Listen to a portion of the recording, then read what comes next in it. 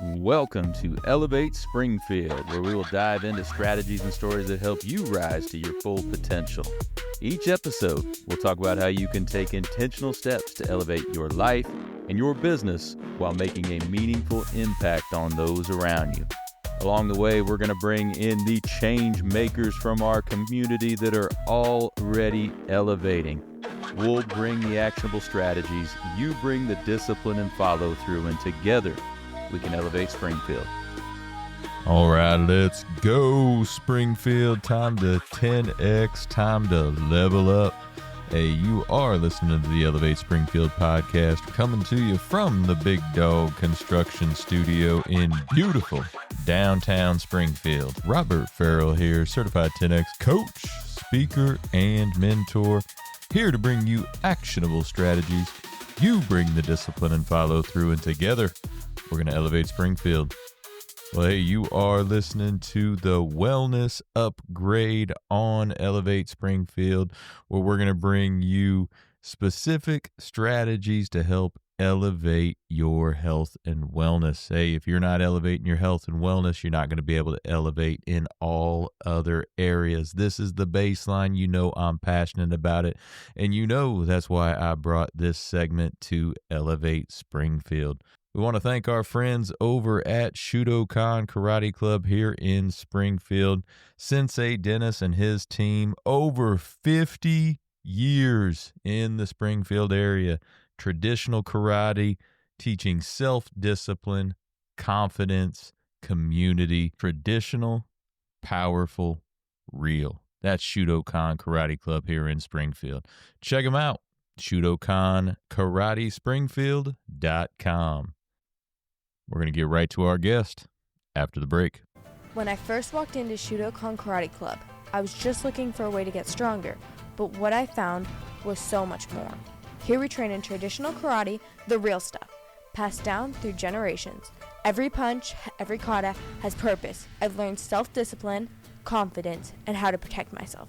Not just in class, but in real life. It's not about being aggressive, it's about being prepared. This is more than a club, it's a way of life. Join us at Shudokan, traditional, powerful, real. Ki-ai! All right, and we are back for another edition of the Wellness Upgrade. Hey, familiar face back in the show today, Dr. Kelly Neumann. Kelly, how are we doing today?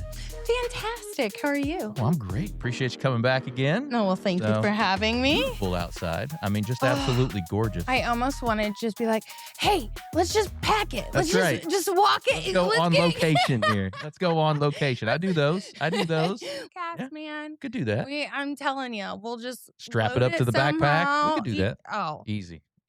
Oh, how many people could we get to? Yeah. Oh, that would be fun. Good idea. We'll just add it to our other list of ongoing things There we're we going to go. do. Add it to the list. Well, today, our topic of the day is your foundations of movement. And that's right. I said foundations of movement. Yes. What's that? One, it's okay. So I got it from school districts. They have foundations to reading, foundations to math, and the kids have to do this. And I love workshops. I love working with groups of people. And I go, well, we need one of these for movement, son of a gun. And I thought to myself, well, we're going to call it Foundations to Movement. There you go. And then it just kind of stuck. And I like to think of it as you are wanting to have, if you ever have a difficult time finding yourself with reliability or accountability or, where it's hard to get structure. Most of the time you don't like it, right? So we're not going to do it. This is a very fascinating concept, I know. Right, sure. But if you make it fun. So everyone has their fun way of moving. My fun way, like I'm obsessed with flows, animal flow, like that primal kind of movement that it just breaks down. It's basically going through a baby, a baby's progression and like different movements. That's my favorite. But what I found is love to learn these new things to do with their body. My gosh. They do too now. And to do different variables, unlevel surface, bouncing off balls, all of these things that usually, your PE, they're basic, but you can start integrating them a different way. So foundations is a way to break down these big movements that you typically see in sports or push, pull, lift, your basic ergonomics. And we break it down and tailor it to that specific group. Okay. So foundations to my dancers, they love animal flow. Oh, I can see that. I can see that. They love to elongate and they love to control and understand what makes them stronger. And, they light up. Yeah. Usually the football, soccer boys, they rather run 3 miles than do any mobility. That's what I was going to ask you. Any mobility. The football players, I can see. Oh my God. So usually I like to incorporate some kind of unlevel surface or some kind of ball-based stability, because sometimes our joints everything gets so tight and locked up, whether we had a huge growth spurt and we never really caught up with it, or sometimes the tendons themselves and the muscles themselves kind of get all tight and knotted down because the joint itself doesn't have a lot of stability. So by working on unlevel surfaces and doing more fun things with the movement, they start dynamically becoming this or they start finding things and they don't like. Sure. You say unlevel surfaces. What does that look like? Like a BOSU ball, like one of these guys. Yeah. Or even like couch cushions. Okay. Anything, rugs, really. Yeah. Textures.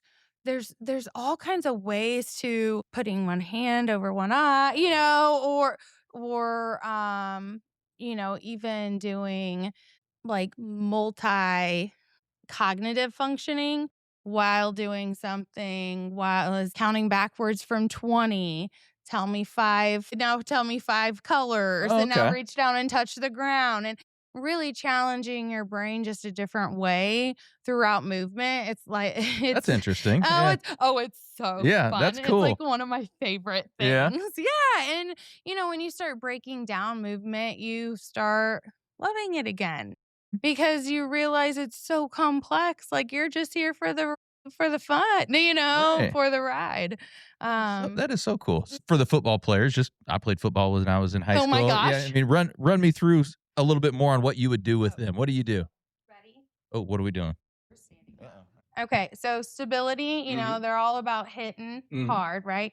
But we still have to find our ground, right? Okay. And you can do different stance positions. You can do staggered.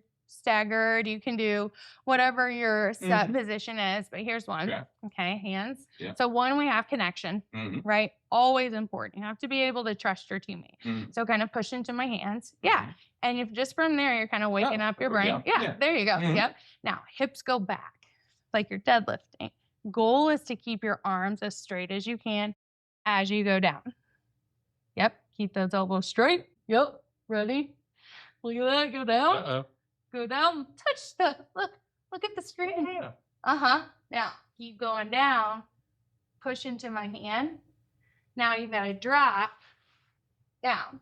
Drop up, arm. Other side. Here. Drop it. And then the whole time you're pushing, and then pull them back up. Different ways. Ooh!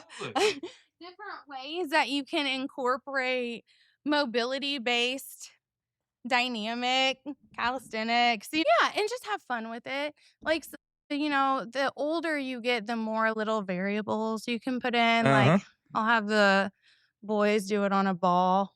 There's big, strong guys, So when you start seeing them shake and they start laughing because they're like, here I was thinking I'm strong as an ox. Right. And they find different things than they want to. And those are all movements that it's not like they're trying to rehab off of an injury or something. Those are all just No. movements to go through, They're right? just having fun. And that's one thing that I noticed in anytime I would volunteer and go to at Lincoln Land, I did a lot of arm care was huge. Uh-huh. I remember one year it was years ago, but when I first started there, they would come back from Florida and there was like 7 arm injuries. And I was like, we got to look into this. That can't be good. And it Yeah. had nothing to do with the pitch count or anything or the coaching or anything like that. Had nothing to do with that. It was just they weren't engaging the appropriate muscles for that high of demand. In high school, they may have gotten away on it, but Right. in college, it's a little bit different. You have to really maximize your mental capacity for loading in order to really efficiently produce force. So they love seeing numbers go up. Oh yeah, absolutely. Right? Almost start gamifying it a little bit. Now with the human tracks, movement can be fun. Yeah. Mhm. What's human tracks? That's that one that you did. That's what that was. Okay, That's gotcha. that human Okay. tracks, and it is now ready and portable to be taken out and about. There you go. Nice. I couldn't remember that's what that was called. Okay, Yes, the cool. human tracks with Vald. Yes, I remember that.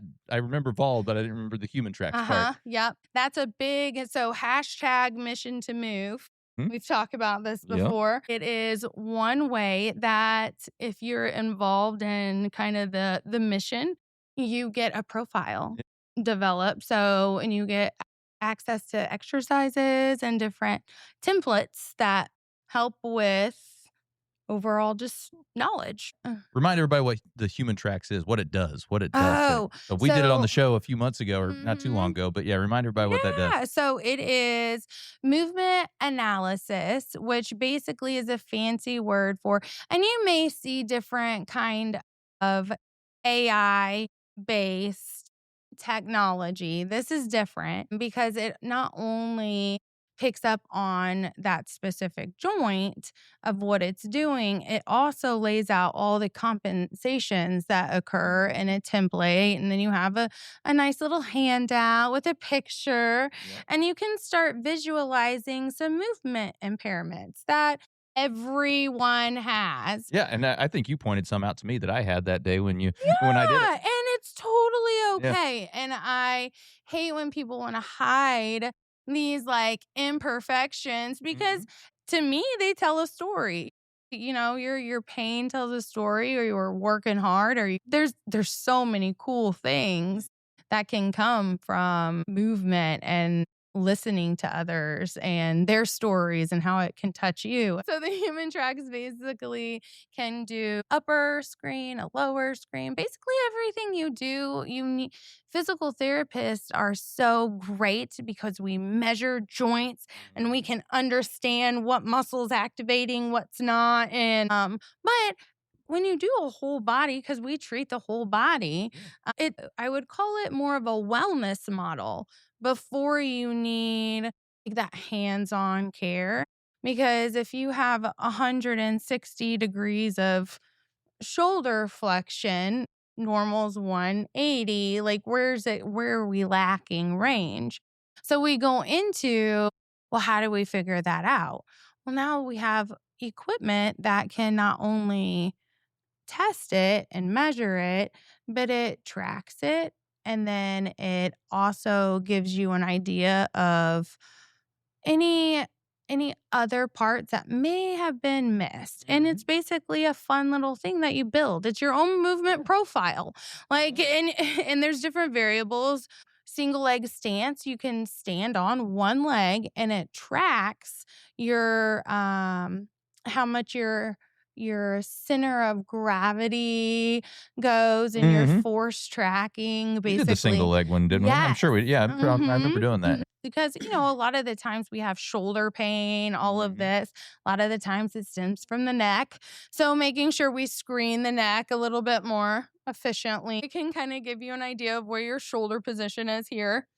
the compensations at the pelvis and just get a good idea of quick, just so that you can make it happen and understand. Love it. Where do you do that with people? So you can go to Fit and Savage on Fridays. I am there from 11 to 2 doing movement screens now. And other than that, I'm looking to go to different schools and facilities that are interested in this new kind of model, like a more of a wellness, proactive concepts before pathology starts. Love it.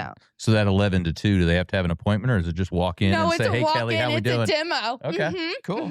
It's a demo. So this tomorrow we're doing demo. And then our goal is that we start integrating some workshop wellness. So where we're not only bringing movement as medicine, but we're bringing intentional nutrition, and really fueling our minds, our brains all in an hour, Love it. That's awesome. So just trying to integrate, as a clinicians, we can appreciate needing an effective and an efficient model, right? So our goal is to utilize our community and our services all around to make sure we establish that good collaborative care. Great.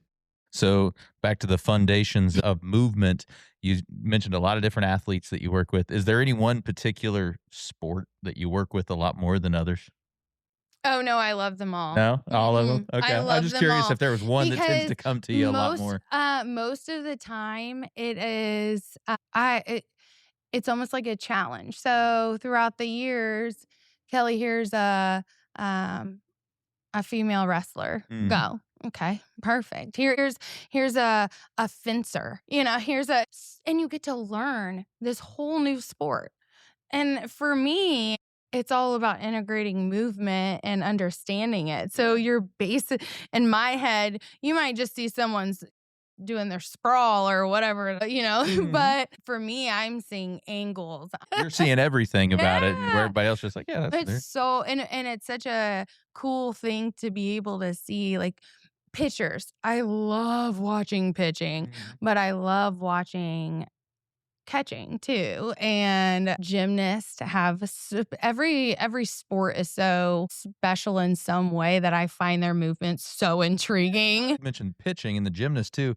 I always find it interesting, the ones that have to have a lot of torque on their, like the pitchers really have to, go. Oh, and the gymnasts too, when they're doing their thing, there's a lot of torque involved involved in lots that. of stability. So lots of the ability just to hold on to that joint and stabilize it, and multiple planes of movement, rhythmic stabilization. And the thing is if you start doing variables, like we do like a shake weight, except just do it with like a milk jug or with glitter, something that makes it, because kids are losing a lot of stability. And my kids, like, this mama got a little kids because I see them sitting like this, or like not having that awareness. And I keep saying, pull your phone up to your face. That's a thing.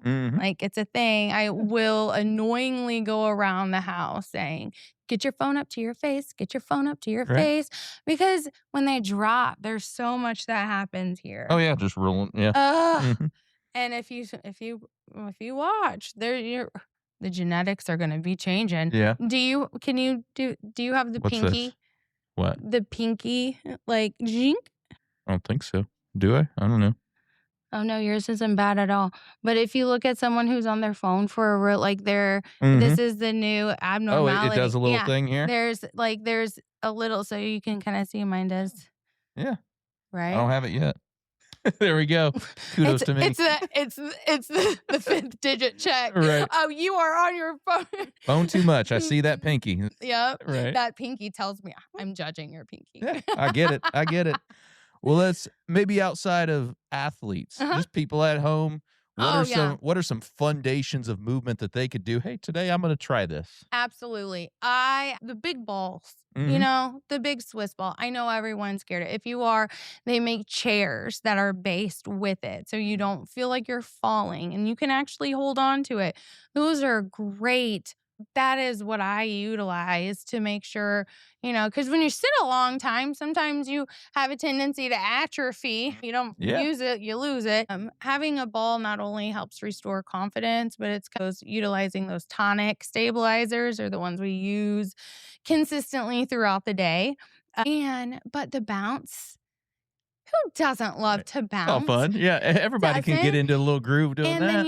Then of course, you know how much I love the intergenerational thing. You start saying, okay, well, I'm going to help grandma sit on the ball so we can bounce together.